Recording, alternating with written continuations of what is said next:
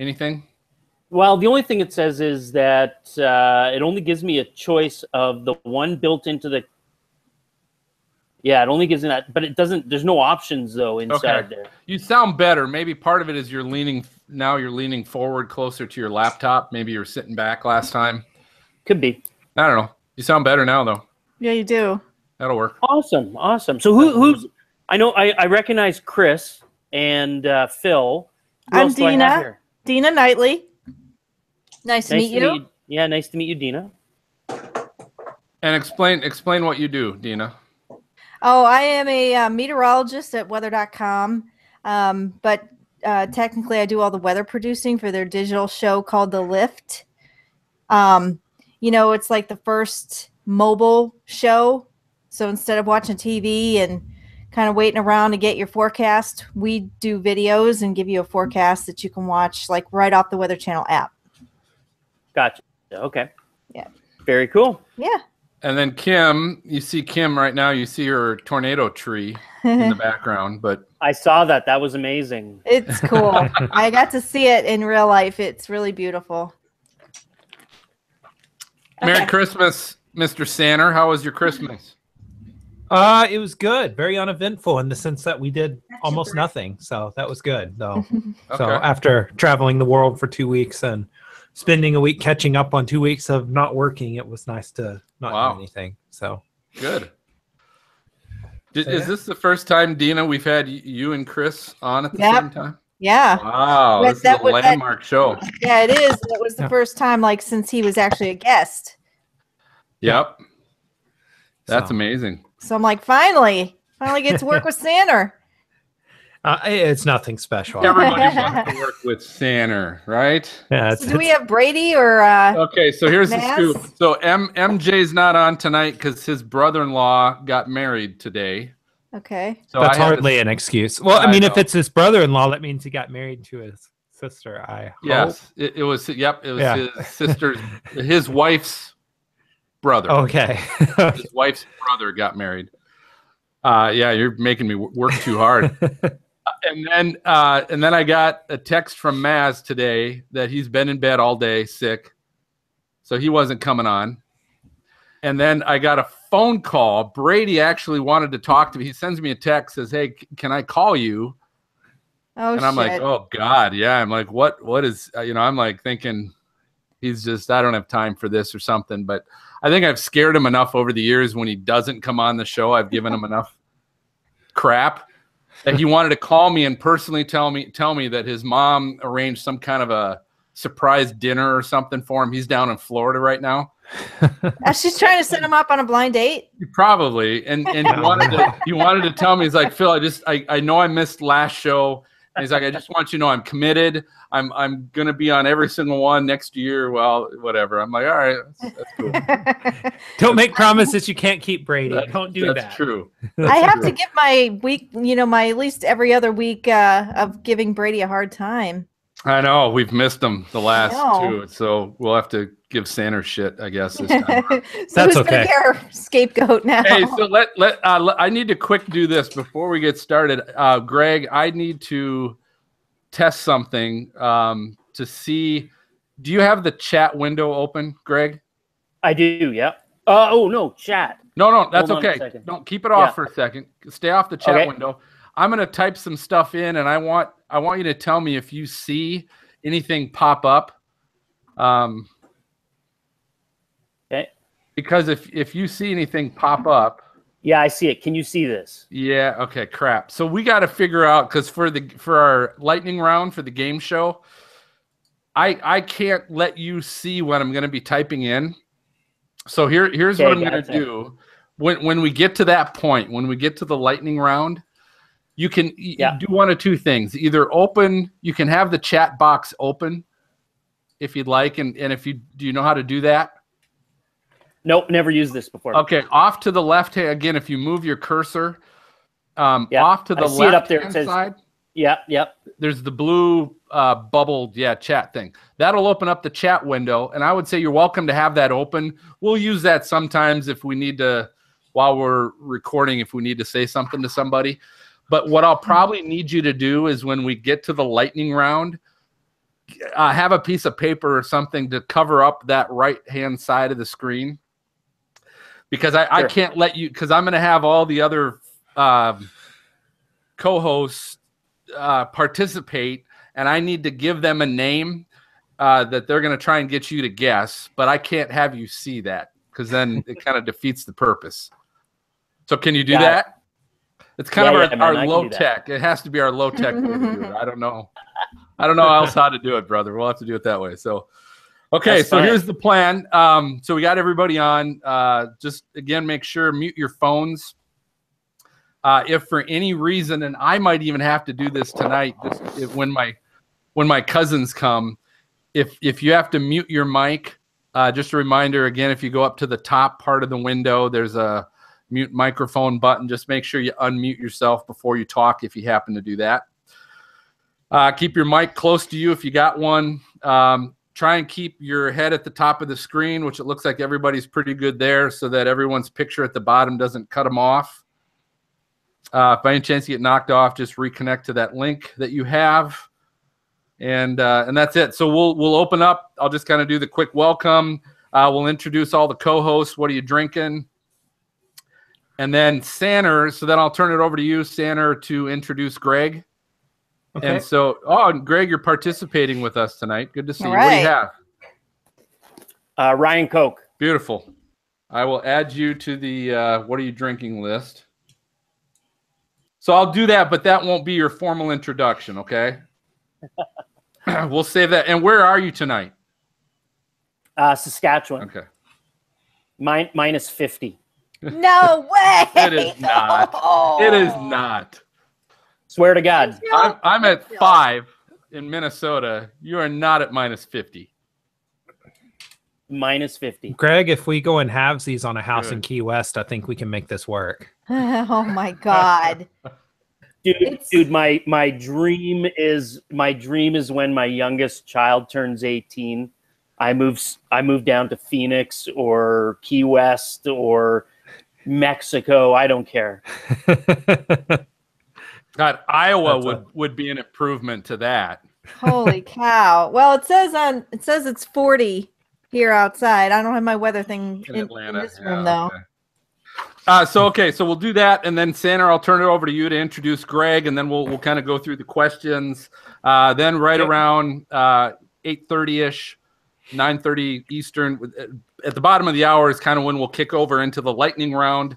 I'll introduce that. And what I'm going to do is I'll have all of the co-hosts. I'm going to have you guys participate. I'm going to type in a name into the chat box, and then you're going to have to try and get Greg to guess that. I'll explain more when we get to that point, but okay. That'll be lightning round. We'll take a quick break, and then we'll come back and we'll do the discussion topic, but I'll talk about that during our next break. Okay. Okay. Is everybody good? Sounds good. Mr. Johnson, are you ready to roll? I appreciate you having us on, being with us tonight, man. Thank you. Thanks for doing that. Yeah, man. I'm really looking forward to it. Cool. Great. We got a lot of Johnsons coming in on. Yeah, we do. We do. Hey, so what the hell? What else are we gonna do in end of December? Right when it's just cold. That's not a lot of for a storm. For a storm podcast, it doesn't leave us a whole lot of other options. So yeah, get people like Greg on the show, and we'll get stuff to talk about. All right. This is that opportunity that we all have to try to get over our storm deprivation syndrome. Oh God, yes. That started for me like 4 months ago already. Because I couldn't participate in any of the hurricane stuff much, so that was the problem. All right, let's go ahead and get started. All right, in 3, 2. Welcome to the most entertaining weather podcast on your listening and viewing device. This is the Stormfront Freaks podcast. If it's your first time listening, we want to thank you for joining us. Don't forget to download our previous episode with Emmy storm chaser Jeff Petrowski. However, this is episode 43, which is actually, this is the last of 2017 and season 2.0. So this is our swan song for 2017. But anyway, our guest tonight is storm chaser and co-star of the Tornado Hunters TV series. Greg Johnson is with us tonight. We'll also be discussing if having free public access to weather data is really a good idea, if having all these doomsday and hype social media forecasters using it. But we'll also finish the year and the show with our iconic weather fools and recommended WX resources. And I'll tell you this, you're definitely going to want to subscribe to our show on your podcast app of choice, because coming up here is season 3.0 on our next episode, and Ginger Z is coming up next as well. So you want to make sure you subscribe and get all these shows the minute they come out. You just got to hit your subscribe button, and you'll get that latest episode downloaded automatically to your podcast app, so it will immediately be available when it's released. And if you have listened to our show before, and one of the ways we introduce all of our co-hosts, and in this case, sometimes our guest, is it's happy hour, right? And it's obviously the holidays, so we're right between Christmas and New Year's. What better time to find out what everybody's drinking tonight? So I'm going to jump to Kim down in Atlanta with her beautiful tornado tree, Christmas tree in the background. What are you drinking tonight, Kim? And we're not hearing you, so check your mic. We're missing your mic. I'm going to do this. I'll jump to Dina. Dina's in Atlanta as well, where I'm sure it's a balmy something. Well, it says it's 40, but I should always check. I've got my weather station, but it's downstairs. All right, so somebody gave me this for Christmas. It was like a wine exchange, Nice. and it's called Ugly Sweater. And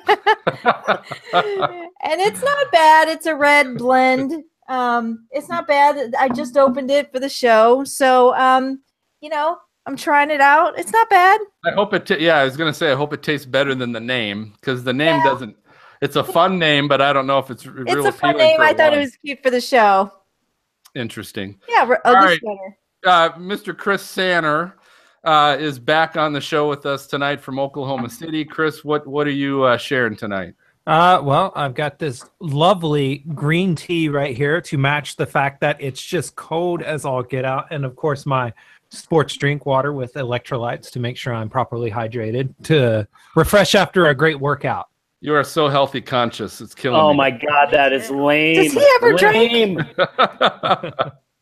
So what you say it's bitterly cold. What is it in Oklahoma City right now? We are making it just past 36 degrees. This is actually in terms of highs below 40, probably the longest stretch we've had in two winters. So it feels cold, even though we've had winters this bad before. That's not too bad. Not too bad. So I'm actually up in balmy Minnesota for the holidays visiting. Oh, I like that tree. Yeah, it's not mine. That's probably why you like it so much. It's my sister and brother-in-law were kind enough to share their bandwidth with me tonight while I was up here. But we are at a beautiful, I'm looking at their weather station right now. It was 5. It's actually gone up to 6 since the start of the show. So it is, I'm as soon as we're done, I think I'm going to get my swimsuit on and oh my God, get some shorts on.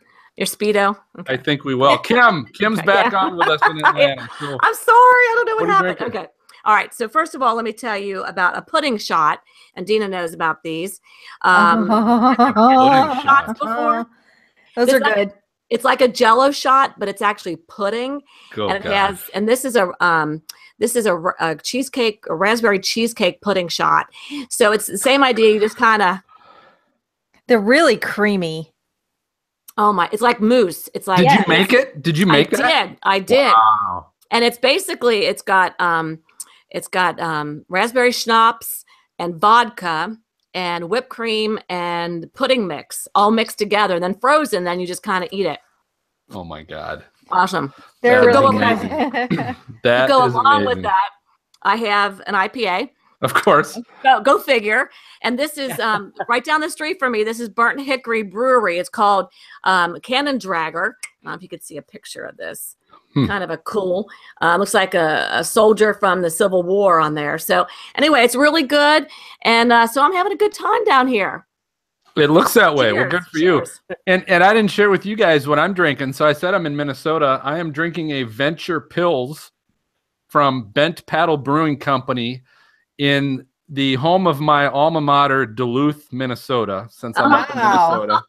Oh gosh. And this thing is freezing cold, so it's perfect Yeah. for where we're at. And then I'm going to find out our guest is joining us with happy hour tonight as well. Greg, this is not your formal introduction, but what are you drinking? Well, in honor of being Canadian and being the Canadian guest, I'm drinking Canadian whiskey. Oh, wow. I got some Crown Royal on ice, and of course, because it's like minus 40, minus 50. Like human antifreeze. I love it. Yeah. And the thing is, when we're up here, when it gets that cold, like we hibernate. That's all that happens. We're just hibernating. So everyone's been stuck in the same house for like 4 days now, and nobody goes anywhere. Nobody does anything. Except sit here and drink. Yeah. Hopefully you've got good TV. You know, it's funny That's which right. is why I think in Minnesota and Wisconsin, where I've spent a lot of my life in those two states, it's one of those things where there's a bar or a liquor store. There's like 2 or 3 at every corner. So there's always 2 bars, a liquor store, and then a gas station at every corner. Every small town. Yeah. Yep. Well, you know, Cincinnati's the same way, but there's a church in between it, a Catholic. That's true. That's right. true. Yeah. That's right. Somebody should explain to Sander what it is we're talking about. That's true. You know, I was thinking, I was like, who let this guy on the show anyway? I don't remember what. I'm kidding. Chris, I am a great segue because I'm going to turn it over to you to give him a formal introduction. Okay, well, tonight our guest is Greg Johnson, storm chaser and star of the Tornado Hunters TV series. Greg Johnson is one of America's top professional storm chasers and severe weather experts, and is also an accomplished photographer, speaker, and workshop leader, having graduated from Canada's renowned Acadia University. With over 10 years of experience, Johnson enjoys chasing classic prairie and lightning storms, tornadoes, hurricanes, blizzards, and plans to continue traveling the world year-round to satisfy his appetite for capturing extreme weather. Greg was selected as one of Canada's top 100 explorers by Canada Geographic Magazine. And to freelance on his bio a little bit, he's a fine human being, a really great photographer, and I would like to say he's one of my favorite follows on Twitter. So, Greg, back at you, Sander, back at you. So, Greg, to get this started with the interview part of this, just explain why storm chasing. There are 100 different hobbies one could choose from or passions. What brought you to storm chasing?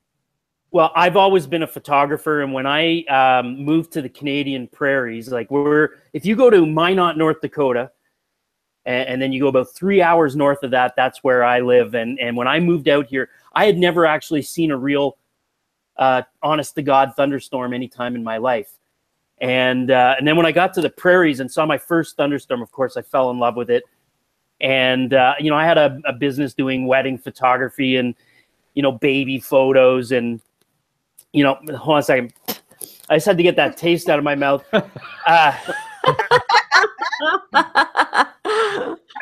And when I had this opportunity back in 2010 to sell my business, and it gave me an opportunity. I basically bought a couple years of free time, and Nice. And I thought, you know what am I going to do? And just the way things worked out, my first year, you know, chasing, you know, actually trying to make a living doing it was 2010. It was a busy year. And then in 2011, of course, I was at Joplin, and Joplin was, you know, for a lot of people, myself included, it was a game changer, and kind of took what I was doing, you know, as a hobby, as a way to make a few bucks. It turned it into a career, and just right place, right time, I guess. Yeah. Wow. That's amazing. So why did you go north to begin with into the prairie area? You just wanted to go up there near the storms, or what?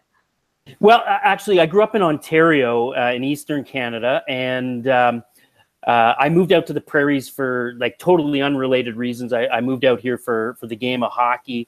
Oh, wow. And yeah, the whole hockey thing lasted just a few years and didn't pan out, and so I moved on to photography, and then I guess the rest, as they say, is history. Okay. I think a lot of people think of Canada, they don't think of thunderstorms.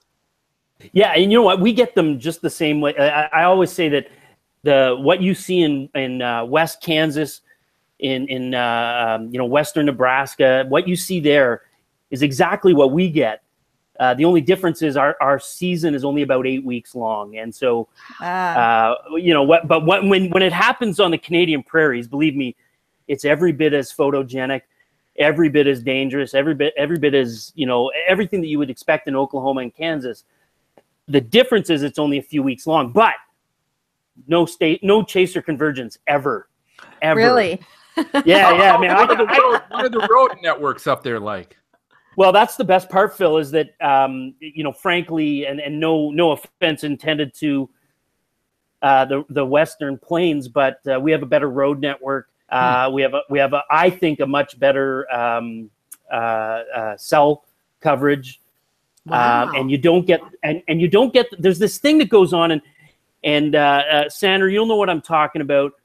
When you're in a real well forecast chase day on the plains, where there's thousands of chasers all drawing bandwidth from those cell towers, you literally at times can't even get onto Twitter. Yeah.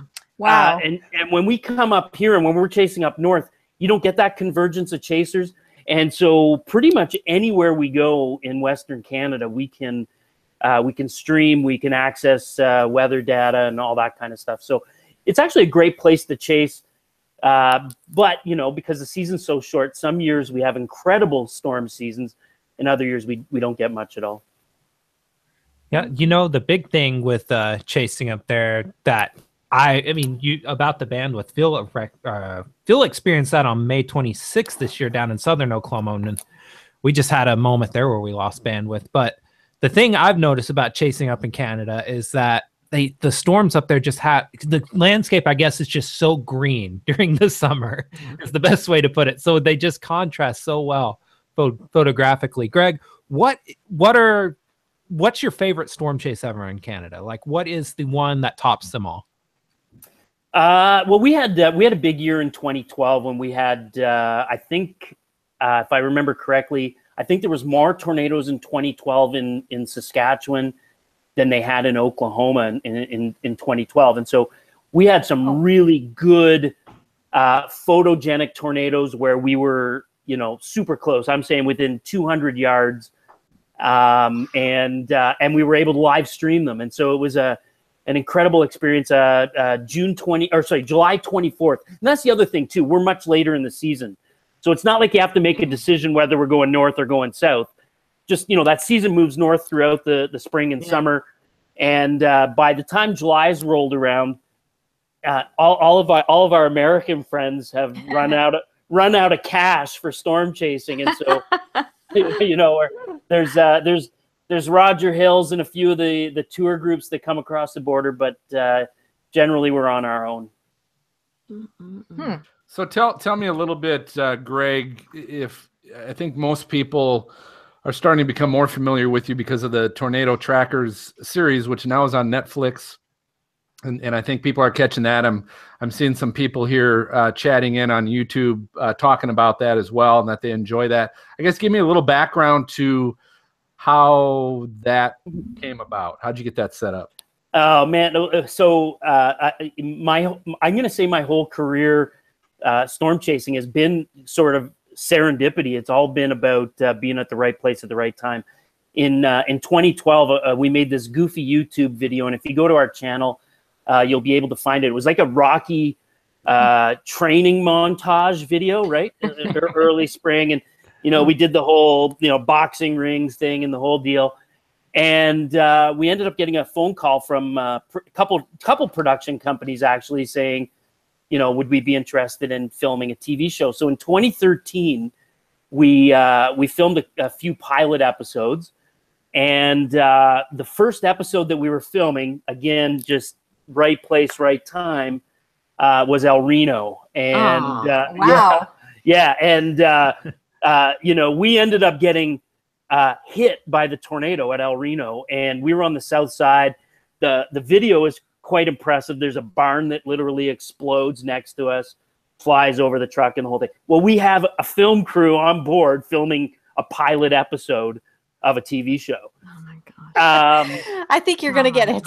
Yeah. So, I mean, at that point we said, hey, if we don't get a TV show out of this experience, there's no tornado TV show to be had, because I mean, this is the largest tornado ever recorded. All the drama that went on, and the real scary downside with Twistex and here we have a production crew. I mean, we thought we weren't going to get it, maybe because he goes, oh, whoa, hold on a second. Yeah, the risk. Yeah. So, but as it turned out, it was right place at the right time. And then,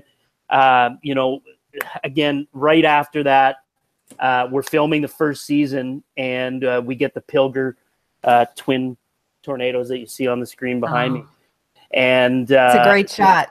Yeah, and so at that point, it was pretty much a done deal, and we were pretty thrilled about how everything went. But if any of you have actually had a chance to watch the show, the thing I'm most proud of is that it's not tornado after tornado after tornado. There's a lot of really shitty down days. There's a lot of making the wrong decision. And, instead of going north to Simla, Colorado, we stayed south. The history will show that was a bad decision. So, so we do try to show that side of it as well. Yeah, it was. I agree. It was, Greg. It was a good depiction of the true life of a storm chaser, which isn't always. You get to see tornadoes all the time, and half the time it's at the end of the day, and you're like, God, I got to make something out of this damn storm that's now leaving. I got to get a lightning shot out of this or something, right? Because Greg, was that the most dangerous position you've been in, you think, or have you? El Reno? Yeah. Oh, by far. I mean, I can honestly say I've never felt once that my life was at risk other than in El Reno. And in El Reno, not just that our life was at risk. I mean, I felt really stupid, to be honest with you. I mean, I think anybody who was there that day who got into a nasty situation kind of said to themselves, what the hell am I doing here? Like, how did I put myself in such a bad situation? We thought that we did everything right, from having our right access to get to the storm, to being able to exit properly. We thought we did everything right. And, you weren't alone on that. There were other chasers, the same thing. Yeah. And I guess, and I mean, on the one side of it, there's a bit of a pride associated with, man, I've been inside the biggest tornado ever recorded. On the other side of it is, I got 4 kids. Yeah. Oh my gosh. Right? So how did you after that episode, did that happen? Did you consider maybe changing careers? Or just not at all? Huh? No. 4 kids. I'll keep doing it. Oh my God! Listen, Kim, that was probably the point where we went, oh my God, I gotta get back there. I gotta get to that spot again, and not so much in terms of El Reno, but just in terms of anybody who's ever gone storm chasing knows the feeling where it can be a tube, 6 miles in the distance in the dark that you only see when the lightning flashes, but you're like, we got it, right? Yeah. And I don't think outside of storm chasing, I don't think anybody can appreciate what goes in. Like, you drive 800 miles in one day, so you can see this, dark cloud on the horizon in the lightning. I mean, it's an amazing feeling. And I know the rest of the world thinks we're idiots, but that's fine. That's got to be a weird thing, though, to come out of the gate on your pilot episode with such a huge tornado. I mean, at one point, I would think, like, you're probably thinking, well, how do I keep going from here? I mean, you can't top that. Up to that point, my favorite storm chase had been April 14th of 2012, and we were at Great Bend, Kansas, and that tornado was, I think photogenically, maybe one of the best that's ever been. We followed that up in 2013 with El Reno, and then 2014 we had Pilger. And at Pilger, you go, okay, no, really, I want 2 of them on the ground at the same time. And that's never going to happen. And, just sort of see, and then 2016, I mean, Dodge City, Kansas. I don't know that Chris, does it get better than Dodge City, Kansas? Like ever? Well, I'm still bitter about that day since I was on TV duty and was not at Dodge City. So it does get better than Dodge City, Greg, because I've seen Dodge is the absolute top end of a storm chase you could have. It really is. It's like slow moving, multiple tornado after tornado, incredible. Nobody. So he just rubbed it in. Thanks no, no injuries, no, no critical damage or anything. It was great. So tell me, Greg, a little bit about what. So you're talking about El Reno, then you go to Pilger, and now you're like, okay, so what are we doing? And I heard you mention a little bit in the TV series, because this is the truth. We talked about this on one of our episodes. Is what do you as a storm chaser have to do to keep improving? Because the chasers are getting better, the video's getting better, the photography's getting better. What's your next step of going, hey, I got to take it up another level? What are you looking at for 2018? You know, you're absolutely right about technology and stuff. I mean, I don't know that there's a whole lot more that you can do without doing Niagara Falls, put yourself in a barrel and go over the falls. Like, actually like purposely putting yourself in danger. And somebody's going to do that someday.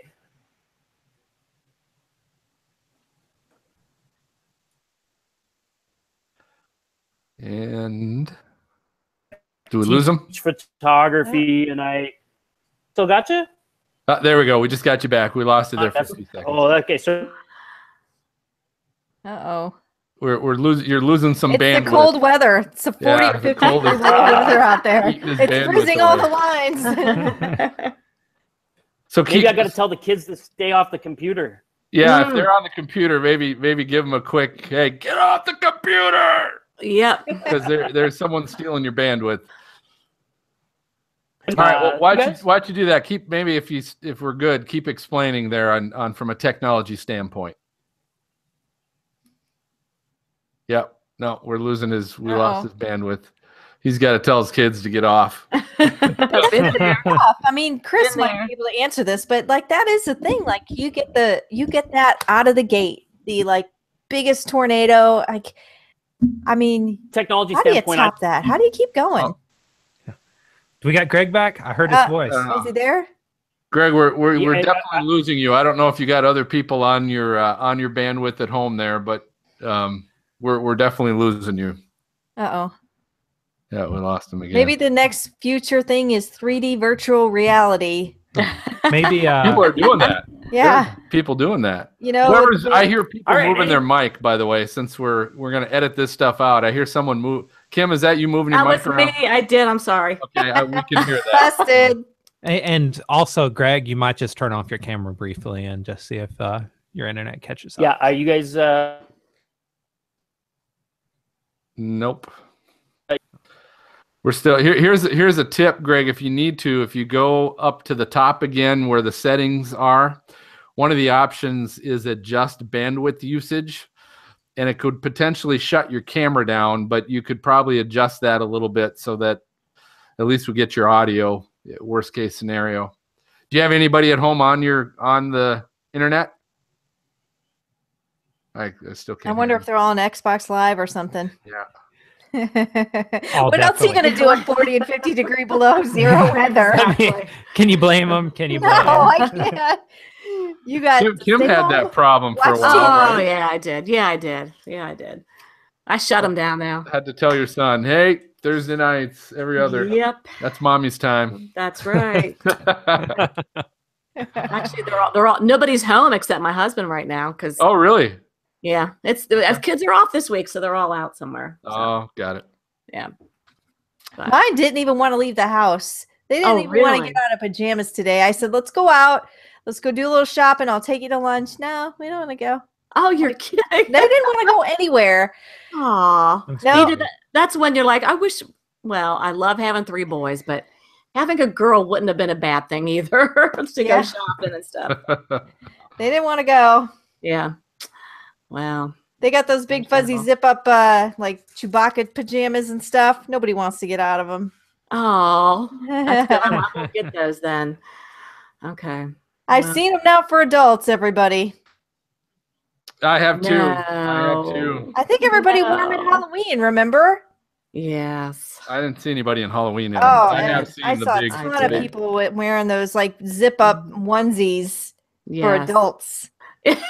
There's something not right about that. I'm sure Chris has a couple pairs of those. I have no comment. The big one. Are they Minions? Yeah, Maybe I Minions. actually don't have anything like that. I'm too warm. Oh, wait. He sleeps in the nude, is what he's trying to say. I was gonna ask, you know. I mean, it was really awkward when Phil came over in May last year. It was. It's kind of early, and I will be the first to admit it was very awkward. But you've seen one, you've seen them all, right? Oh. we're talking about Okay. we're talking about pugs, right? Yeah, That's right. Yep. All right. Hey, Greg, I see you're back on. Do we have you? I see him. You guys back? You Yeah. guys hear me? Yay! Yes. Yeah. Keep talking a little bit more. Let's make sure we got him. Nope. Uh-oh. Huh. That facial expression, frozen though, shows intensity. Frozen. It does. That's an intense. Oh boy. Uh-oh. It's that damn cold. Oh, It is. Man. there's a good Frozen look. all the internet. In this case, we can literally blame Canada and not feel bad about it. I'm Didn't always he just say blaming Canada Canada. had some good cell service too? And Yeah, he did. He jinxed it. yep. He jinxed it. So, Phil, did you guys have a white Christmas in Cincinnati, or were you not there? We did. We did. It was a little bit. It's Christmas Eve. We got some snow Christmas Eve, and so yeah, Nice. we had a little whiteness on the ground. And What do you have there where you are right now? Anything? there's snow here in Minnesota. I don't know. Yeah. It's not a ton, surprisingly, Yeah. but it is. I had to drive through some today coming from Wisconsin. It was Wisconsin. Wisconsin. It wasn't a lot, but it was enough to. There were some stretches of the roads that were a little dicey. I had to slow down a little bit. Saw some cars in the ditch, Uh-oh. Aw. as usual. I could relate. I've been there before. Yeah, me too. Upside down. Hmm. Well, it sounds like we've had more snow in Atlanta than you guys have had in some areas up there. It's amazing how where it has snowed this year and where it hasn't. No, Yeah. I know. It was very cool here. Very cool. How about Chris? Did you guys have anything? You guys hear me now? Oh. Yeah. I heard something. Oh, And now he's he's gone. You guys hear me now? Boom, he's off. Aw. What about you, Chris? Did you have any white flakes? We've had flakes fall, but What about Christmas? No. Yeah, no, nothing like that. It's been terribly dry. I think we're running like almost 2 months without anything major precip Really? wise. Where are you, Chris? I forget. Oklahoma City. Oh, So okay. we actually did have. I guess we had a bit of rain. I forget if it was before or after. It was after. It was when I got back. The week I got back, we had a day of rain. That was like a quarter of an inch, but that's about it for the last month and a half or so. It's terrible. That's bad. So All right. Well, Greg's back on. Let's see if we got him. All right. Can you guys hear me? Yes. Yay! Okay. Uh-oh. Looks good. I Alright, see him keep moving. going. Okay, good. What'd you have Can to you do? guys hear me? Yeah. Yes. What'd you do? Different? Anything? I just had to shout at people, I guess. I don't know. Shut it down. Tell him to get off the damn internet. Is that what you were shouting? Well, they say they weren't on it, but here we are anyway. So sorry about that. Okay. Oh, that's No, And I that's heard all right. Sanders' comment about blaming Canada. That's fine. He meant for you to hear that. So that's yeah, I did mean for that. Also, Greg, I'm just gonna come up there this summer. I really am. I'm July. It's happening. So I'll be up there and we'll have some Nice. fun. And I'll see you out there. So I'll add to the Chaser Convergence. We'll do it old school style where Chaser Convergence was 3 cars at an intersection. Yeah, exactly. all right. So let's get back to this. So Greg, I was just asking you about what are your plans for 2018? How are you going to up the game and compete with all the great photos and video and different kinds of equipment being used? Well, I mean, listen, I don't know that there's much more left out there to do other than getting in the right spot and taking great pictures. I mean, we've converted to 4K video, and I think a lot of people have done that, and hopefully great streaming opportunities. But at the end of the day, we really don't have anybody to impress anymore, other than impressing ourselves and getting out there and getting great shots. I mean, it seems like every year, no matter what happens, there's wonderful shots to be had. But I don't know that there's like this new technology that's gonna change the world or change the game at all. But still 4K. I don't know. What about great. you, Chris? What are you going to be doing? 4K would look amazing. Yeah.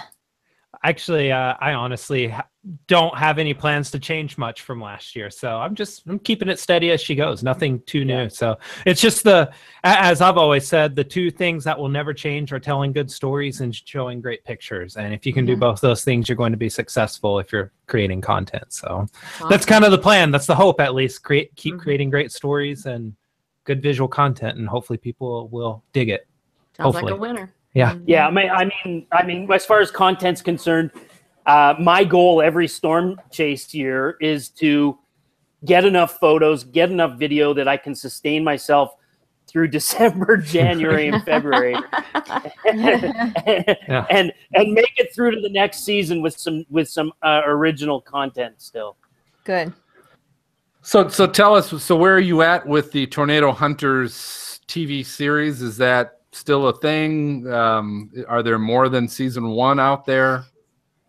Well, we're on Netflix now, which is exciting, and there's been discussions with Netflix, but I'll put it out there publicly on your show that we don't have a deal yet for season 2. So, I mean, we'll see. Don't know. Always keep hoping every time the phone rings that's what it's about, is an opportunity for a new season. But so far, we don't have any deal. Well, hey, Netflix is growing every day. Yeah, it is. So. Yeah, I mean, and it reaches a huge audience, and when we had the on Netflix, we had a good core audience, people that cared about the show, cared about us. But as soon as it hit Netflix, it was really a game changer, because there was this whole new group of people that I'm going to say weren't even Storm fans. They were just, they went on Netflix and saw trending and clicked on this goofy show about idiots driving after tornadoes, and they seem to fall in love with it. So we're hopeful that there's a good enough audience that they're going to want another episode or another season. All right, I'll be looking for it. I'm on Netflix all the time. All right. Netflix is great, though. You can see, you don't even need regular cable or satellite. You could just get Netflix. It's great. Yeah, right. Cheap. Yeah, and the thing is, in the same way that I think we all use Netflix and YouTube the same way, that things that we didn't even know we were looking for. We find things that we didn't know we would care about. For a lot of people, that's what's happened with our show anyway. Great. Good luck. Here's a question for you. Since you live in Canada, has it ever happened that you were chasing a tornado that crossed into the U.S. and you had to cross the border?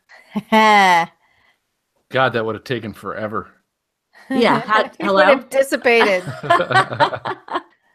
Sorry, I didn't catch the question. Sorry about that. Oh, okay. That's okay. Has it ever happened that you were chasing a tornado, let's say in Canada or maybe in the U.S., and it crossed the border? Yeah, and you had to cross the border with it? Yeah. Really? It happens all the time, actually. And what's really cool is that at the border, we of course need passports to get across, but during tornado season, especially when there's actual physical tornado warnings in place, border guards on both sides of the border, they look at the vehicle. That we've been through there 1,000 times, and they just literally will wave us through. That's scary too. That is scary. Yeah. God, we better not broadcast that. Yeah, let's cut that. Let's cut that. Have Homeland Security after us. Okay. Right. All right. Yeah. Well, I'm gonna let me do this. Let's jump forward here. It's time to get to our lightning round, which is our game show of shocking questions for our guest. We always invite everybody watching or listening to play along. Tonight, with our great Canadian storm chaser, we're gonna play a little game called Guess the Canadian. Or Ooh. maybe Easy. guess the famous Canadian. So Easy. how we're going to handle this? So I'm going to ask Greg to hide his chat box just so that he can't see the chat box. But we're going to go down the line. So I've got Dina, I got Kim, and I got Chris. And I'm going to type for each of you. I'm going to type a name of a famous Canadian. And really, this is more famous on the American end of things, right? Because if you lived in Canada, there'd be other famous Canadians, but these are famous Canadians in America is maybe the best way to describe it. So I'm going to go down the list. I'm going to post a name, and you've got 10 seconds to try and get Greg to guess who that famous Canadian is, okay? By saying what they sing, what movie they've been in, TV show they've been in, whatever, right? But you can't obviously use that name. Does that make sense? All right, so I'm going to do this. We're going to start with Dina. Okay. So Dina, you have got 10 seconds when I post the name. And Greg, you're just going to do your best to try and guess that name. I'm actually going to look off in the distance here. I'm not even looking at this. Fair enough. Ready? Here we go. Dina, name's up. Okay. Go. I don't see it. I don't see it either. I see it. It's right under my. Wow, this is going to start off great. John Candy. You have the chat box open? I do. Mike Meyer. What do you see? What's the last two words? The last thing I see was the last call for questions. Yeah, same here. What does it keep saying? It went away. It was there. Okay. I see it. Oh, man. Okay. Short guy. I think he's got red hair, kind of comedian. I think that's who it is. Oh, God, that's good. Let's see. He was in. Time's up. It was, I need more than that, Dina. I'm sorry. Yeah, that was horrible. I once had like a 20 tweet exchange with him. Okay, yeah, it was Seth Rogen. Yeah. All right, Kim, you ready? True story. I'm ready. Oh, you give her that one. You gave me Seth Rogen. The Grinch. Jim Carrey. Yes. Got it. Very good. All right, we got Sander on this one. Go. Director, Titanic, Avatar. Cameron. We'll give it to you, James Cameron. All right, Dina, next one's up. Go. Oh, The Matrix. Keanu Reeves. Yeah. Oh, nice. Good. Nice. Kim, you're up. Friends. Matthew Perry. Yes. Got it. Very good. Sander. Singer. He's sorry. Loves Selena Gomez. Girls love him. Hockey player. I've got Bieber fever. Yes. You do. That's very good. You do have it. All right, Dina, you're up. Oh, My Heart Will Go On. She's a singer. Celine Dion. Yeah. Bingo. You got it. Next one, Kim. Saturday Night Live. Who were the two guys on Saturday Night Live? Aerosmith came and played. Time's up. Wayne's World. Wayne's World. Mike Myers. Mike Myers. Yes. Dang it. That's what it was. All right. My budgies' names are Wayne and Garth. Really? Oh, perfect. God, I'm sorry. All right, we got two more. Sander, go. Okay, WWE superstar. Can you smell what he's cooking? The Rock. Yeah. Bingo. All right, last one, Dina. We need Warp Drive right away. Captain of the Enterprise. Oh, James T. Kirk is William Shatner. Yes. You got it. I'll give it to you right at the buzzer. Right at the buzzer. Way to go. That was awesome. Well done there, Mr. Johnson. That's because the Canadian thing is a cult and they all know each other. It's weird. It's really weird. Yeah, there's like 20 of them up there. When I'm in OKC, somebody says, "Oh, you're from Canada. Do you know Jim?" Yeah. I've been to Canada and I've seen shirts that say, "Hey, I'm from Canada. Do you know so and so?" Like, if you're from the country, you know that person that lives 800 miles away from you. Actually, 3 of my cousins live in Saskatchewan. So there you go. Really? So maybe Greg knows them. Maybe. Probably does. We do know them then. All right. Well, hey, so here's my question to all of our listeners, viewers. Do you guys have your storm gear for next season? Because if you don't, check out stormfrontfreaks.com for some great clothing merch. We've got T-shirts, sweatshirts, hats, rain gear, all with the Stormfront Freaks podcast tornado logo. So all you got to do is go to stormfrontfreaks.com and check it out. We're going to take a short break. Our podcast listeners get to hear the latest edition of the Titans U Minute with Chris Sander. What's it about this week, Chris? Oh, we're talking 850 wins this week, actually. Ooh, cool. Nice. Okay, so stay right here. We'll be back with Greg and the co-hosts to discuss if it's really a good idea to make all the weather and model data available to the general public. Phil, here's a question. Do you even listen to my Titan U minutes, or do you? I do. Or do you just put them in there? Because if you just put them in there, I'm totally.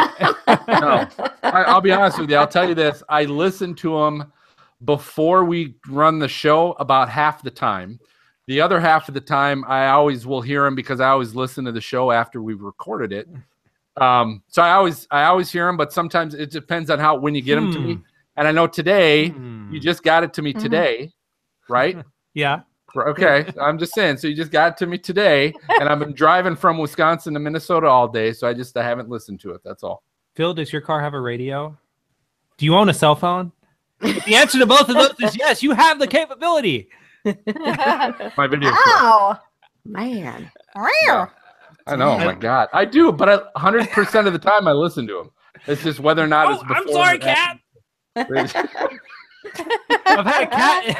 Did y'all hear that? I've had a cat in my lap like this whole time, and I guess I took them off. I didn't hear that. Brady would love it. Whoa. Brady would have loved it. A cat in my lap. Hey, it's cold here. You got to get all the heat you possibly can. Too bad we didn't catch that while we were actually recording the show. Oh, you can totally run that with a blooper. We probably will. I'm fine.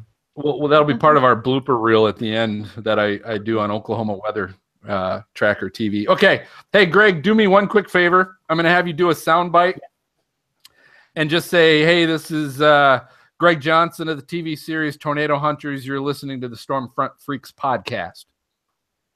Hey, everybody, this is Greg Johnson of Tornado Hunters on Netflix, and you're listening to the Stormfront podcast. Okay. You want me to do it again? It looked like that was probably pretty good, but you did cut out a little bit. Why don't we do a take two? Hey, Johnson of Tornado Hunters on Netflix. Stop. Number one, Dina broke into the beginning of that, number one. And number two, you got cut off. So I'm going to count you in. Ready? 3, 2. Hey, everybody, this is Greg Johnson from Tornado Hunters on Netflix. Stormfront Freaks podcast. All right, you're cutting out again. Crap. You're losing a little bandwidth again. We'll try it again. That was really good. That was good, too. The parts that we heard sounded great. So just do it again in 3, 2. Hey, everybody, this is Greg Johnson of the Tornado Hunters on Netflix, and you're listening to the Stormfront Freaks podcast. Bingo, nailed it. Yes. Nailed it. All right. All right, well done, Big Johnson. Okay. We have a lot of Big Johnsons on this show. Got lots of them. Just so you know, too, I actually all. That would be a good title. Yeah, I was thinking that's going to be number one. You actually what? We got a lot of Big Johnsons. No, but what did Greg say? Yeah, what did Greg say? I missed it. Greg got cut off at the end. What'd you say? I don't know. He's making a funny face. He's making some faces. What'd you say? Chris, I was just saying to Chris that we're up here all huge fans of the Tornado U video series and all that kind of stuff. We learn a lot from it, honestly. So yeah, thanks, Greg. Yeah, we gotta meet up this spring sometime. I know you've ran into Sullivan several times and such over the years. I just tend to be more of a hermit out there, so I'll try to message you if I know you're in the area this next year. Yeah, that'd be great, man. All right, we're going to do this because I did forget to ask you. We jumped into the lightning round, and I didn't ask Greg. I didn't ask you how people can follow you and find you and whatever else you want to plug. So when we come back, I'll say welcome back. And then I'll just say, hey, Greg, how can people find you or follow you or what you have going on? So go ahead and plug whatever you want to plug at that point. And then we'll jump in. I'll introduce the topic of conversation, which the main focus is going to be talking about all the weather data and access to models that everybody has.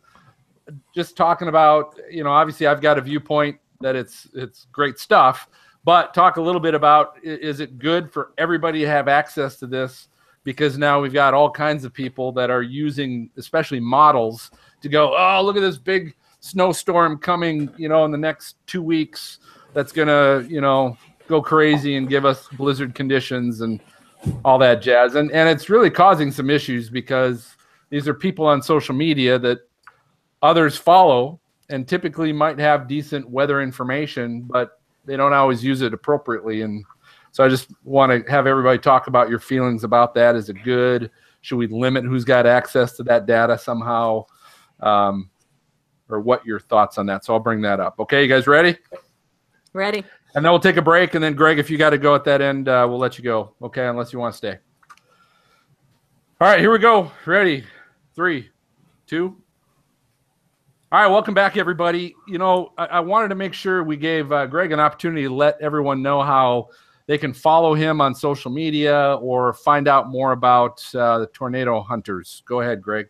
Well, on Instagram and Twitter, it's Tornado Greg, Tornado Greg, and website is tornadohunter.com. So really, and always happy to chat with Storm fans. Beautiful. Well, we want to get into the discussion. The issue here is there's never been more weather data available than there is today.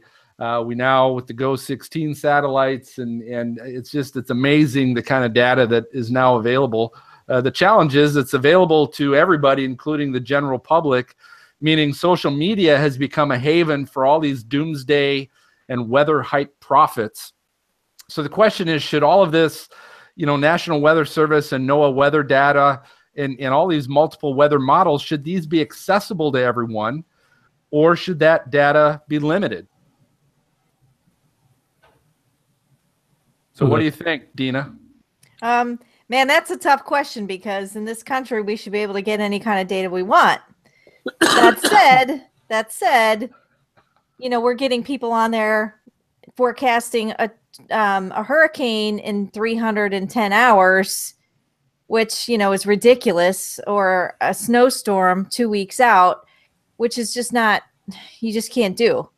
So I really don't know if I have an answer to that. There are a lot of data websites that you do have to pay for, but that doesn't really stop you if you want to pay for it. But that's a tough question to answer because you don't want to limit what we could do in this country, but then you get these people on here with it's amazing to me too about how people share a message. You can say like, hey, I'm not sure, this is what this model says, and that's fine. But then you get people on there who act like it's total fact. The fact type people, like, who say it like it is such a fact that it can't not be wrong. So I don't know. I'd like to hear what you guys have to say. I don't have a problem with it, honestly. I feel like you, Gina, where, okay, everybody should have access to it. If they want to interpret it the way they want to, that's fine. I think it's a responsibility of the people who are following these people or listening to those people. If they want to listen to them, that's their prerogative. If they want to, make decisions based on people that really don't know what they're doing, then that's their decision. I'm not going to tell them they can't listen to these people. Mm-hmm. So I'm kind of like, well, I like having access to all this if people want it. So that's how I feel. Yeah, the big thing with me on this is that double-edged sword of great information flow, but at the same time, I guess I'm going to pick on degreed meteorologists for a little bit because some of the greatest perpetrators of posting graphics that far out are actually people who are in media, or I've even seen National Weather Service guys openly speculating on Twitter, models that are 300 hours out, whatever, 200, whatever. So I think for meteorologists, especially those who might have a problem with this, with the, small Facebook pages posting stuff and it being spread like wildfire, you've got two things you can do about it. The first one is make sure that you are accurate and really good at sharing information. And anytime something like this pops up, you address it and you move on and you say, this is kind of ridiculous, whatever, you can do that. The other thing you can do for sure, in my opinion, is just realize that this data is out there. It's going to be out there. And I guess there, in a production environment, I know this happens at local TV studios, national networks, etc. Your social media or communications director comes in and says, well, hey, everyone's talking about this snowstorm in a week. Why aren't you talking about it? Well, then you got to figure out what the heck am I going to say, because I don't want to sit here and say there's a snowstorm coming when I know that's a very irresponsible thing to do. So you've got to figure out a way to message nuance, but also message well in this environment. But I mean, it's out there. It's free. It's got to be free. I mean, that's how great things happen. People with this data have created composite indices and model products that are just flat out amazing, and they wouldn't have happened without free access to this data. Right. So that's a good point. I mean, just my opinion, it's got to be free, but if there's a problem with it, it's with meteorologists needing to work with their messaging on it. But I do think some of those meteorologists, though, Chris, are not ones that care. There are a lot of them, I think, well, not a lot of them, some of them anyway, are there for the clicks. They want people to recognize them and be retweeted and all that. So I think we could tell them, you should be responsible, you should do things this way, but I don't think they really care. I don't think they care. Yeah. I mean, and that's just the environment it is too. I mean, as sad as it is, that's the media environment. Go for it, Greg. As a speaking from somebody who's a user of that information, as opposed to somebody posting about it, because I'm not a meteorologist. I'm a guy with a camera who's trying to get close to storms. There wasn't that access out there for me to be able to follow interesting people that know what they're talking about, then I would have very little access to that information. But more importantly is that I can tell very quickly. It's like getting a phone call from a number you don't know.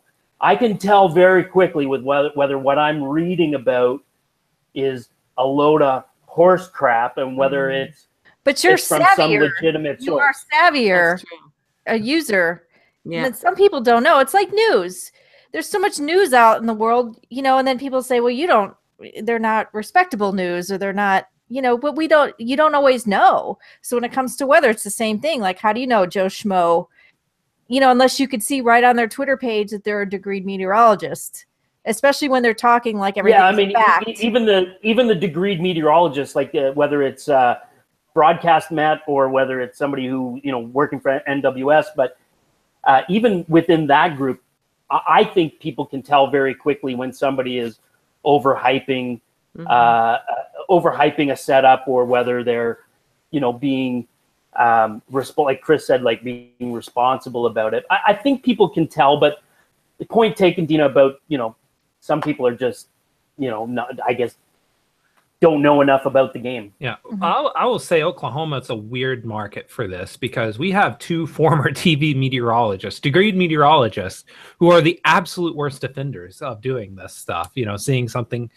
We had one guy from a former Met who basically, I guess this was over Thanksgiving. It was like 10 days prior or something, and the GFS threw out one run of like 30 inches of snow from Kansas to Oklahoma in late November, which, by the way, has never actually happened in real life ever. So that's one really good reason to discount the model run. But basically ended up getting like 6,000 or 7,000 shares, threw the state into a panic, and because people legit thought there was a major blizzard coming, even though every other model had us in the 70s and 80s for highs that day.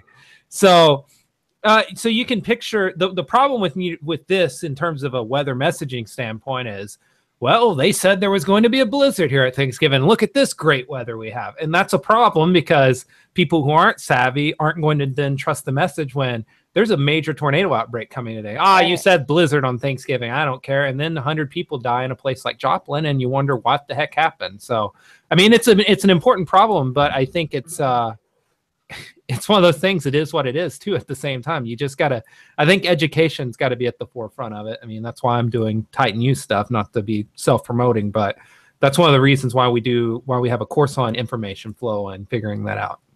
I mean, that's just important. People have to learn that skill because apparently we're not being taught that in school, how to digest information and figure out what's credible and not. Mm-hmm. Mm-hmm. Well, I think the offenders also probably think, well, people they forgive us if we're wrong anyway. You know, kind of what you were saying, Chris, where, you know, you cry wolf a lot, then they won't trust you, won't believe you the time it's really true. Well, sometimes that happens even to the best of us where, you know, your forecast is wrong and people, you know, like happened in Atlanta with this snowstorm we just had. And so I think there is some forgiveness that happens with people. They kind of forget, or they, you know, like, oh, you're only right half the time anyway. So I think they kind of fall on that too. It's like, well, you know, we'll put it out there. They'll forgive us if we're not right anyway. So we had one of our viewers on YouTube chatted in. It's Chris from Germany, who's been on before, but talked about in Germany, they don't have access to that kind of data. It's all behind kind of a paywall, or it was mentioned only meteorologists have access to it. So it is definitely a privilege that we do have access to all that information, but it comes down. Okay, and in Canada. So I guess the question becomes, if we all believe that, hey, that information should be available and it's good for everybody to have, so what is the action we take with those that aren't using it appropriately? That's got to then be the answer or the question. I don't think there's anything we can do. And that could be almost anything. You know, it's not the data's fault. It's who interprets it. I mean, it's just like with everything. I mean, this is ultimately a messaging thing, and when it comes to messaging, I mean, you just got to be blunt about it. You got to say XYZ is a freaking moron, and this has no chance of happening. I mean, you just do. You just literally have to say that this is completely bogus forecast. There is no way this is happening when it is a forecast that has no chance. Now, you don't want to do that. And then that happens. So I mean, so you got to make you better make sure it is a ridiculous forecast before you do that. But I think honestly, like legit people, you have to do that, and then and when they're wrong, you have to follow up. I did that with this one guy. I had a lot of fun with that on Thanksgiving. Was posting my preparations for the epic snowstorm all day long, even though it was 80 degrees. So I went through the whole pace, posted videos. That sounds like, Chris, that sounds like trolling. That's what it is. But you got to do stuff like that, and then you got to say, "Oh wait, what are you talking about? There's not a snowstorm, but this page said there would be one. Are you telling me they're not credible?" And so I think on social media anyway is that anecdotally we can all point to somebody that at some point has been in our timeline that we no longer actually pay attention to. Right? So I think we're just whatever you want to call it, but we're already walking away from those people. But you know, I guess some of it slips through. Yeah, well, what the big problem is these are usually social media driven pages too, and when they're wrong, they don't see a downside to it. They see their like count continues to be the same. They reach the same amount of people, so they can then go to advertisers or whatever, and do whatever they do, sell whatever they're selling. So, I mean, the marketplace has to eventually win out in that regard. But I don't know. I just think that in terms of the information being free, I think that's fine. I just think that if you are really concerned about this, you have to work on the messaging and education side of it, because that's you have to have a more savvy end user of information, and that's a much larger discussion, not only of weather information, but information period, because it's all running into the same problem. There's so much information, people don't actually know how to critically think, break down, and figure out what message is legit or not, and that goes beyond weather right now. There's so much information out there about everything. It's hard to keep straight. That's true. Well, I'll tell you what. What are you getting at, Chris? What are you getting at? He's not. Yeah, I know. He's like dancing around the topic a little bit, isn't he? All right. So, hey, we want all of our listeners and viewers, hey, let us know what you guys think on the subject. Email us at questions@stormfrontfreaks.com, or find us on Twitter or Facebook and tag us your thoughts so we can share that on our next show. I do want to bring this out. Stormfront Freaks podcast listeners, if you are interested in helping out our show, we're looking for an intern who would be involved in creating a marketing and social media campaign, being our guest booking liaison, and also recording a possible educational segment for each episode. If you feel you're interested, send an email by January 15th to phil@stormfrontfreaks.com. Again, that's phil@stormfrontfreaks.com, and we'll follow up with you. We're going to go ahead and take our final break. The rest of you can refill your drinks. And when we come back, it's time for some great WX resources and our throw them under the bus, Chris Sanner, Weather Fool. Yeah, we can just name it the Sanner Awards or something. Oh, Get to that yeah. point. Instead of the Darwin Awards, we'll call them the Sanner Awards. And yeah, I mean, yeah, it's that's just really tough. Just to be blunt, I mean, it's a tough thing. Like if you're like in Oklahoma City, they've just started doing that when something like that happens. They just kind of say, yeah, that's a legit. They don't name them by name, which I think maybe is too polite sometimes. I think you got to sometimes name it and call it what it is. I don't know, but Yeah. I mean, when you're dealing with life and death potentially in the future, I think, I don't know. It's do you want them to be saying, you want there to be a tornado outbreak happening in the future, like today, and this person then comes on and decides to be contrarian for whatever reason for shares and says it's not happening, people don't pay attention, and then a major tornado happens or something. I could see it happening someday. So, Yeah. all right. Well, hey, Greg, are you going to stick around for this last segment, or are you heading out? No, I'll stick around. Okay. So then on that note, you may or may not have this because I didn't necessarily prep you for this. So our last two parts of this last segment, we have WX resources where we share a great website, a great piece of equipment, could be a great Twitter feed. It could be just a great weather resource. So you're welcome to think of one or add one. And then we have what's called Weather Fools, which if there's might be a video, it might just be somebody or some government entity or just someone that did something stupid or moronic in a weather situation. A lot of times it might be a video of someone surfing during a hurricane or something. Please let me know in advance if I'm on that list. Well, if you actually check episode 23. Yeah. All right, so here's what I'm going to do, because normally Maz does weather resources and Brady does weather fools, and neither one of them, they both chickened out on us tonight. So since Chris did the interview segment, Dina and Kim, I'm going to give you guys weather resources and weather fools. Dina, what do you want? Weather fools or I'll do weather fools. All right, so that'll be Dina. So then, Kim, you've got weather resources or WX resources, as I like to tag it, because no one else calls it WX resources. Okay. I figured it'd be different, right? But no one, Right. It's like this is episode 40 something, and no one's really picked. You know, at some point you got to decide that a name you were trying to go with just not gonna go. But we'll keep trying. So Kim, you've got WX resources. So coming out of break, I'll just have you come out of break, say, hey, welcome back, and then just introduce what WX resources is. Okay. If someone's new, and then let's find out who has a weather resource to share. Anybody? yeah, I have one of each. I have Chris? one of each. So Chris has a weather resource. Dina has a weather resource. I've got a weather fool. Okay. Anybody else with a weather resource? Greg, do you have one you'd like to share?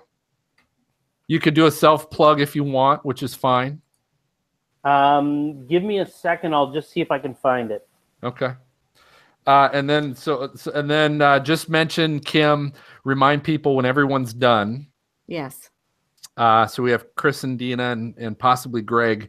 When everyone's done, then just remind everybody, if you want to find that link, we'll post the link in the show notes of episode 43. They can go to the website, stormfrontfreaks.com, and look under that episode 43 show notes.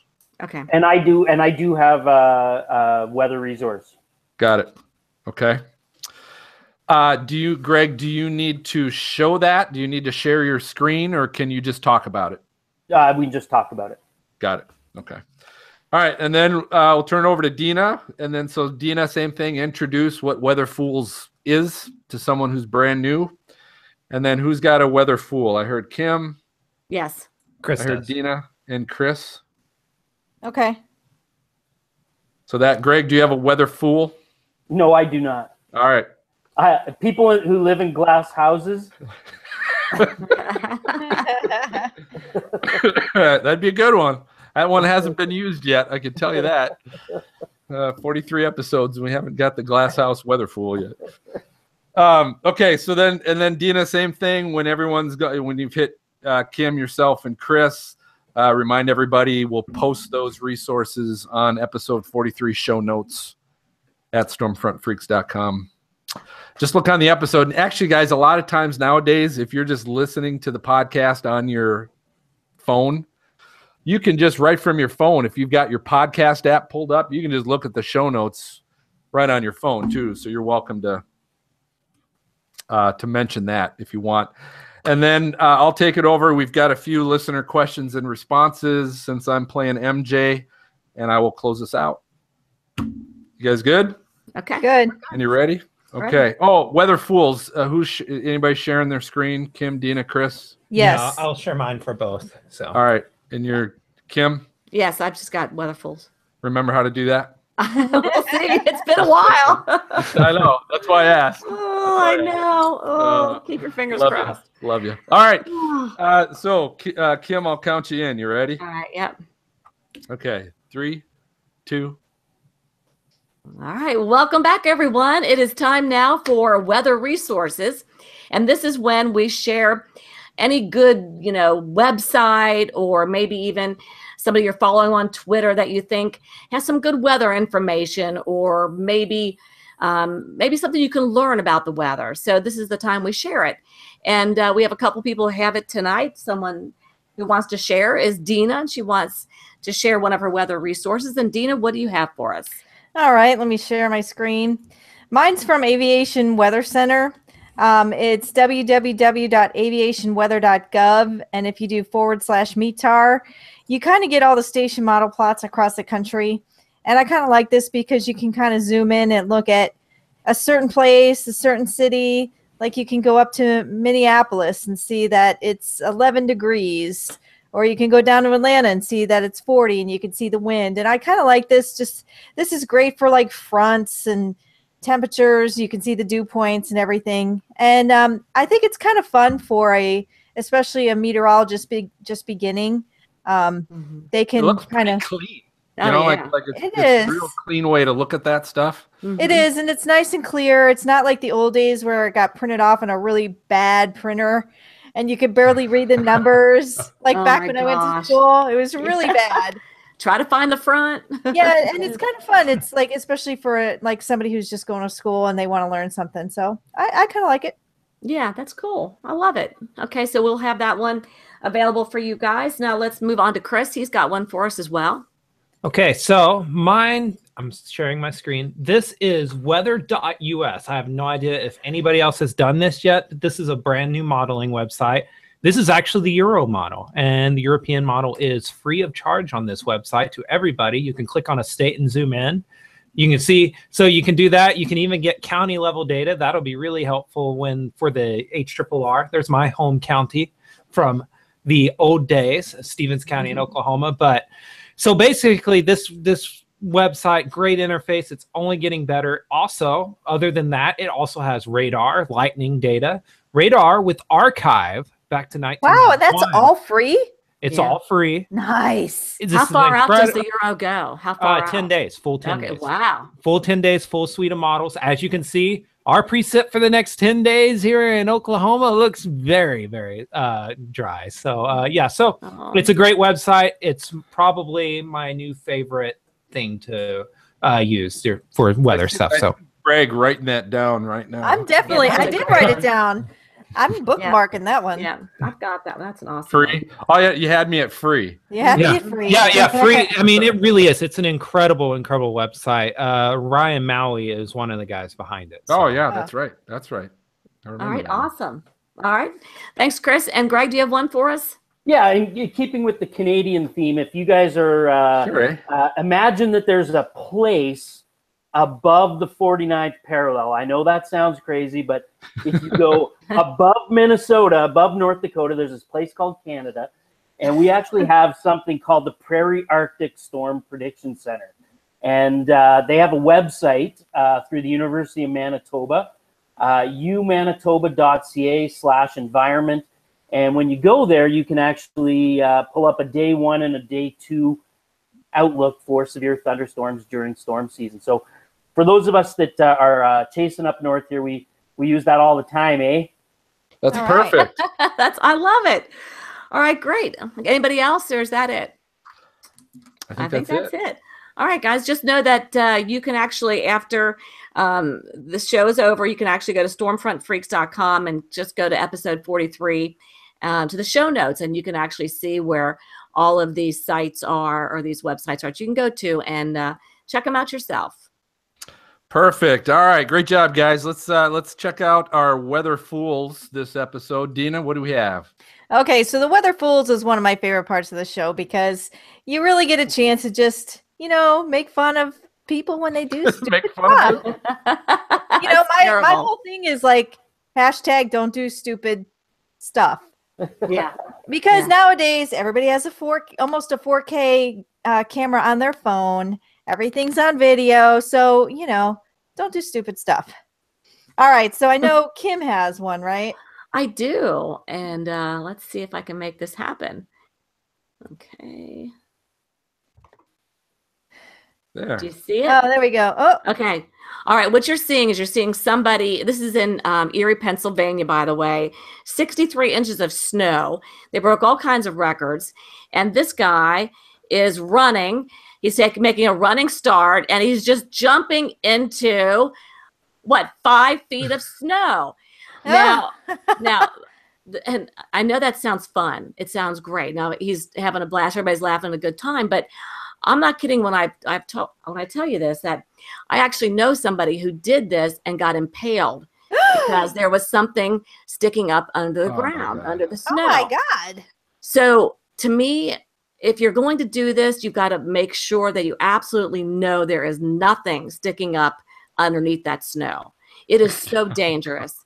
It's awful. It's awful. Where did he get I impaled? thought maybe you were going to say he went under so much snow that it covered him and he couldn't breathe. Yeah, at first I'm like, No, hey, I will remember in college at the blizzard up in Duluth, I jumped out of a 2-story window down into the snow. Oh, Man. Oh, it was fun, Oh, but Was it drunk Phil? It was drunk Phil, wasn't it? it was Man. the It day was after drunk Phil. drunk Phil. I'm just going to say that took a dark turn that I was not expecting. Yes, and this actually, when I was stationed in Germany, and he jumped off the roof similar, and got impaled where the sun doesn't shine. So, Oh, yes, that's not the way you want to go. yes. So this is when I see somebody do this, my heart I just want to go, oh, please don't do it. Don't jump into snow. It's like don't drive through the water when you don't know how deep the water is. Don't jump into the snow when you don't know what's under it. How's that? Yeah. Okay. That's my weatherful. Okay. All right. So Chris, you have a weatherful, right? Yes, I do, in fact. Okay, I'm going to screen share again. I'm going to describe what I'm doing as well. I just loaded up Google Maps, okay? Okay. This is my weather for the day. For the podcast listeners, you can't see this, but imagine a map of the United States. Now, picture all those states that are in the northern half, then picture that beautiful land above it called Canada. Now, I'm going to tell you something. You are a literal weather fool if you are living in those places right now, because it is terribly cold.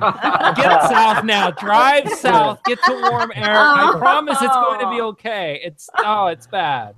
They're not coming out till spring. Oh, it's bad. Oh God. Yeah. How cold did you say it was, Greg? What's it at right now? In the 40s, in minus 40s, that is. Yeah. Oh my gosh.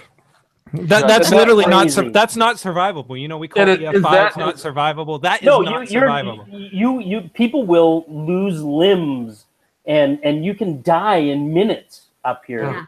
God, what's your heating bill like? Yeah, really. You know what? The whole global warming thing and watching how you consume energy, that goes out the window in December and January. I bet. Stay warm. We leave our vehicles running at the mall. Nobody wants to go out in that cold and steal it anyway. Oh God. I wouldn't even go to the mall. Okay. All right, so I have one more, and this is so funny. All right, so this is perfect in the cold weather, and I don't like making fun of women, but this is just too funny because she picked the wrong shoes I to see walk 'em. on ice down a hill. So So those big like high heel platform shoes. Yeah, they they're kinda look like- white platform. yeah, they remind me of like a pair of 70s high heels. God, Yeah. Greg's got a pair just like that, don't you? But she's trying to get down this little incline of a hill Oh no! in these big, huge shoes, and she just can't do it. And of course, who's ever taken the video didn't want to help her. They want to see her go down on her face. Oh my gosh! It just makes me laugh because come on, what's going on outside. Why wear better shoes? I love the title of that video is something like "Stupid Girl Trying to Walk on Ice" or something. Yeah, yeah. And I hate to make fun of women, especially for their. But it's come on, come on. Well, that could have been the shoes could have been worse. That could have been those real skinny little, the heel Good part. thing they were open-toed, or like it could have been sandals or something. Give her some credit. Yeah, I'll be honest. There's a little bit of part of me that was hoping she was gonna bite it. I know. I bet. Just to watch, just a little. just to watch it. But yeah, You just have to watch that one. Little So part of She that. did good. She did pretty good. Yeah, if you guys want to watch these are all on our show notes for stormfrontfreaks.com, episode 43. Just check out the show notes. Very good. Okay, hey, I'm going to. We got some listener comments and tweets coming up here. One I'm going to share with you is from Twitter from Rob H. Commented, "Hey, I'm 30 minutes into this episode and have to rewind to listen to Jeff Petrowski tell that story again." So, Rob, thanks for sharing that. We also had our 5 weeks of Christmas, which finished leading right up to Christmas. We had a lot of giveaways that we gave away on Twitter and Facebook. One was given away to, and do I have a name? I don't know if I've got a name. Anyway, said, "Hey guys, sorry I'm late about posting this. Just wanted to say thank you for the Sangean MMR88 weather alert radio that you gave away during your 5 weeks of Christmas. It is totally awesome. And I even got the chance to bring it to the hunting club with me this week, as you can see from the pic." So he sent a picture of him holding up the radio. And we got to bring it to the hunting club. Off the top of my head, I'm trying to. I can't think of. I think I remember you tweeting that out. Though. I did. I remember it. It didn't get printed out. Now I can't remember who. Anyway, it says, and if I may throw a little plug in there for you, I'd like invite all my friends and family take the time to give a listen to your podcast every other Thursday on their favorite podcast app. He said these guys and lovely ladies have a lot of fun on the show. They share a lot of knowledge.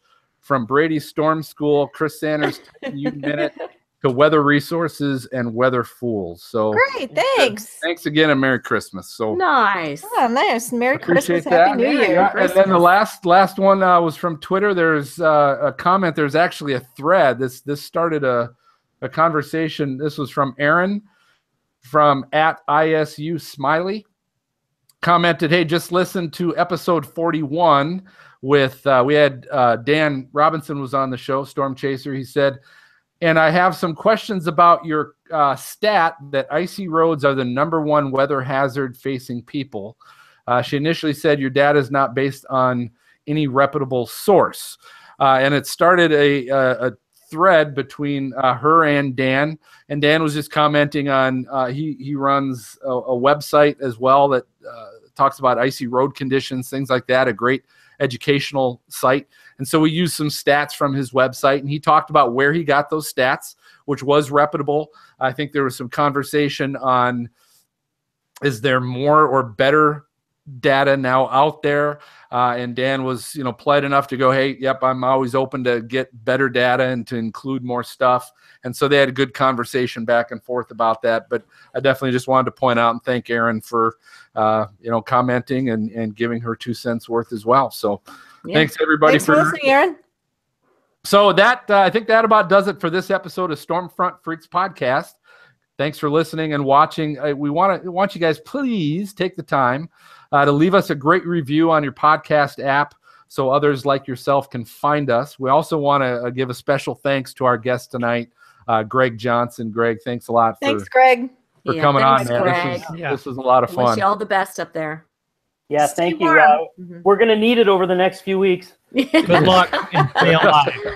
Stay alive. South, That's come right, south. man. Stay alive. Our next episode in 2 weeks begins season 3.0, and we'll be recording on January 11th with none other than ABC's Good Morning America chief meteorologist Ginger Z. If you'd like to, it should be a good time. If you'd like to watch the recording live, make note that it will be at a special time. This also goes for our co-hosts here. We'll be at a special time on January 11th at 6 o'clock Eastern, 5 p.m. Central. So we're going to record a little bit earlier because she's got obviously a little bit earlier schedule. But be sure to click subscribe on your podcast app to be notified when it's available. So just make sure you're subscribing to the show so you get that. All right. Anybody got anything else? Nope. We'll close this up. So for Chris and Kim and Dina and Greg, I'm going to go ahead and signal the all clear, and we can't wait to catch you guys next time. All right. Bye, everybody. Yeah, Happy New 3.0. Year. Happy New Year. Happy New Year. Yeah. Awesome. But seriously, Greg, stay alive because we need you out there in the field next spring. Greg, what kind of heating do you have? Is it, do you have natural gas? Gas? Okay, cool. Yeah. Wow. I'd want gas, wood, oil, propane, everything I could get. Greg's going to laugh because it's 40 here, or it's 36 here, and it's minus like 40 there. Yeah. I have the heater on. I also have like an electric heater right beside me, right here. I just want to get warm, okay? You sound like a Southerner, like in Atlanta. But you do know, honestly, though, the further north you go, the better insulated the homes are, and so. They're built differently, and so we can deal with it. We can deal with it, and you can just put extra layers on. And I'm wearing a sweater, and it's minus 40. I'm wearing a sweater. It's okay. I'm good. Okay. Meanwhile, you walk outside and it's reenacting. There's an at walking down and Battle of the Ice Planet Hoss going on, and there's a tauntaun running past. You got those damn wampa problems in your backyard again. Well, hey, Greg, I appreciate you coming on, man. This was a lot of fun. Yeah, my pleasure. Sorry we had a little bit of a bandwidth problem there in the middle, but thanks so much for having me on, guys. Yeah, sure. Thank you. That was okay. We'll cut that stuff out for the audio podcast, and it'll sound like there was never a problem. There you go. Hey, and Greg, I'll follow up with you probably sometime early next week. The show should get posted on Sunday. Typically, is when the audio show gets uploaded to Apple and Google and all those places. But I'll just follow up with you so you've got some links to that stuff if you want it. Okay. That sounds great. Thanks, guys. Cool. You're awesome. Stay warm, man. It's good having you. Good seeing you. Okay, cheers. All right. Bye, guys. Bye. All right. Merry Christmas. Happy New Year, guys. Happy New Year, everybody. Happy New Year. See you, Dana. See you, Kim. See you, Bye. Bye Chris. now. Bye, guys. Bye-bye. See you, Phil.